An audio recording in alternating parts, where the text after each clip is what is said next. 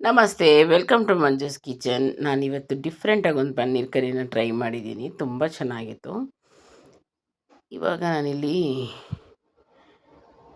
ಬೆಳ್ಳುಳ್ಳಿ ಬಿಡಿಸಿಟ್ಕೊಂಡಿದ್ದೀನಿ, ಚಕ್ಕೆ, ಲವಂಗ, ಶುಂಠಿ, ಅನಾನಸ್ ಮೊಗ್ಗು, ಮರಾಠಿ ಹೂವು ಚಿಕ್ಕದಾಗಿ ಸ್ವಲ್ಪನೇ ತೊಗೊಂಡಿದ್ದೀನಿ. ನಾನು 200 ಗ್ರಾಮ್ ಪನ್ನೀರ್ ಕಟ್ ಮಾಡಿ ಇಟ್ಕೊಂಡಿದ್ದೀನಿ.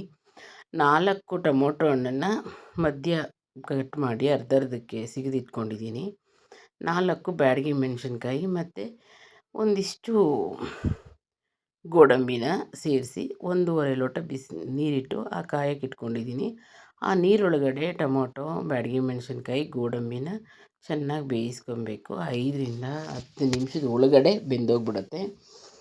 ಈ ಪನ್ನೀರ್ ಕರಿ ತುಂಬ ಚೆನ್ನಾಗಿರುತ್ತೆ, ಟೇಸ್ಟು ಸಖತ್ತಾಗಿರುತ್ತೆ. ನೀವಿಲ್ಲಿ ನೋಡ್ತಾ ಇರ್ಬೋದು. ಅದನ್ನು ಬೇಯಿಸ್ಕೊಂಡಾದಮೇಲೆ ಅದನ್ನು ತಗೊಂಡು ಮಿಕ್ಸಿನಲ್ಲಿ ನೈಸಾಗಿ ರುಬ್ಕೋತೀನಿ. ಈ ಥರ ರುಬ್ಬಿ ಪೇಸ್ಟ್ ಮಾಡಿ ಇಟ್ಕೊಂಡಿದ್ದೀನಿ. ಇವಾಗ ಒಂದು ಸ್ಟವ್ ಮೇಲೆ ಒಂದು ಪಾತ್ರೆ ಇಟ್ಕೊಂಡು ಅದಕ್ಕೆ 2 ಟೇಬಲ್ ಸ್ಪೂನಷ್ಟು ಎಣ್ಣೆ ಹಾಕ್ಕೊಂಡು ಬೆಳ್ಳುಳ್ಳಿ, ಚಕ್ಕೆ, ಲವಂಗ, ಅನಾನಸು, ಮರಾಠಿ ಮೊಗ್ಗು ಎಲ್ಲನೂ ಸ್ವಲ್ಪ ಹುರ್ಕೋಬೇಕು. ಇವಾಗ ನಾನಿಲ್ಲಿ ದಪ್ಪದ ಒಂದು ಈರುಳ್ಳಿನ ಕಟ್ ಮಾಡಿ ಅದನ್ನು ಸೇರಿಸಿ ಹುರ್ಕೊತಾ ಇದ್ದೀನಿ. ಈ ಥರ ಹುರ್ಕೋಬೇಕು. ಈ ಈರುಳ್ಳಿ ಇದೆಯಲ್ಲ, ಅದು ಸ್ವಲ್ಪ ಬ್ರೌನ್ ಕಲರು ಆಗೋವರೆಗೂ, ಕಲರ್ ಚೇಂಜ್ ಆಗೋವರೆಗೂ ಹುರ್ಕೊಂಡ್ರೆ ಸಾಕು. ಇವಾಗ ಅದನ್ನೇ ಮಿಕ್ಸಿ ಜಾರ್ಗೆ ಹಾಕ್ಕೊಂಡು ನೈಸಾಗಿ ರುಬ್ಬಿ ಪೇಸ್ಟ್ ಮಾಡಿ ಇಟ್ಕೋಬೇಕು. ತುಂಬ ಟೇಸ್ಟಿಯಾಗಿರುತ್ತೆ ಇದು. ಒಂದು ಸಲ ಟ್ರೈ ಮಾಡಿ ನೋಡಿ.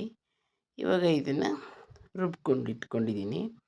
ಇವಾಗ ಸ್ಟವ್ ಮೇಲೆ ಬಾಣಲೆ ಇಟ್ಕೊಂಡು 2 ಸ್ಪೂನು ಎಣ್ಣೆನ ಹಾಕ್ಕೊಂಡು, ಎಣ್ಣೆ ಸ್ವಲ್ಪ ಕಾದ್ಮೇಲೆ ನಾವು ರುಬ್ಬಿಟ್ಕೊಂಡಿದ್ವಲ್ಲ ಮಿಶ್ರಣ, ಅದನ್ನು ಹಾಕ್ಕೋಬೇಕು. ಇವಾಗ ಇದನ್ನು ಚೆನ್ನಾಗಿ ಮಿಕ್ಸ್ ಮಾಡ್ಕೋಬೇಕು.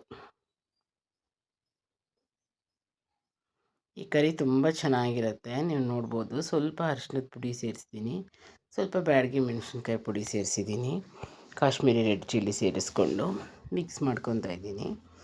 ಇದನ್ನು ಕಲರ್ ಸ್ವಲ್ಪ ಚೇಂಜ್ ಆಗೋವರೆಗೂ ಹುರ್ಕೋಬೇಕು. ಹಸಿ ವಾಸನೆ ಎಲ್ಲ ಹೋಗೋವರೆಗೂ ಹುರ್ಕೊಂಡು ನಾವು ರುಬ್ಬಿಟ್ಕೊಂಡಿದ್ವಲ್ಲ ಟೊಮೊಟೊ ಪ್ಯೂರಿ, ಅದನ್ನು ಮಿಕ್ಸ್ ಮಾಡಿಕೊಂಡು ಎರಡನ್ನೂ ಜೊತೆಯಲ್ಲಿ ಕುದಿಯಲಿಕ್ಕೆ ಬಿಡಬೇಕು. 5ರಿಂದ 10 ನಿಮಿಷದಲ್ಲಿ ಇದು ಚೆನ್ನಾಗಿ ಕುದಿಯುತ್ತೆ. ನೀವಿಲ್ಲಿ ನೋಡ್ತಾ ಇರ್ಬೋದು, ಚೆನ್ನಾಗಿ ಕುದ್ದಿರುತ್ತೆ. ಇವಾಗ ಇದಕ್ಕೆ ಸ್ವಲ್ಪ ನೀರು ಸೇರಿಸಿ, ಗಟ್ಟಿಯಾಗಿತ್ತು, ಸ್ವಲ್ಪ ನೀರು ಸೇರಿಸಿ ಮಿಕ್ಸ್ ಮಾಡ್ಕೊಂಡಿದ್ದೀನಿ. ಇವಾಗ ಇದಕ್ಕೆ ನಾನು 1.5 ಸ್ಪೂನಷ್ಟು ತುಪ್ಪ ಹಾಕ್ಕೊಂಡಿದ್ದೀನಿ.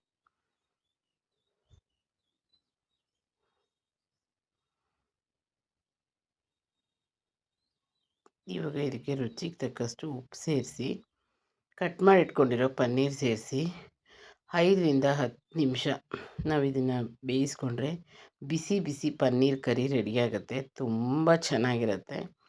ಒಂದು ಸಲ ಈ ಥರ ಟ್ರೈ ಮಾಡಿ. ನನ್ನ ಚಾನಲ್ನ ಸಬ್ಸ್ಕ್ರೈಬ್ ಮಾಡ್ಕೊಳ್ಳಿ, ಲೈಕ್ ಮಾಡಿ, ಶೇರ್ ಮಾಡಿ ಅಂತ ಹೇಳ್ತಾ, ನೀವಿಲ್ಲಿ ನೋಡ್ತಾ ಇರ್ಬೋದು ಪನ್ನೀರ್ ಕರಿ ರೆಡಿಯಾಗಿದೆ. ಚಪಾತಿ ಜೊತೆಗೆ, ರೊಟ್ಟಿ ಜೊತೆಗೆ ತುಂಬಾ ಚೆನ್ನಾಗಿರುತ್ತೆ.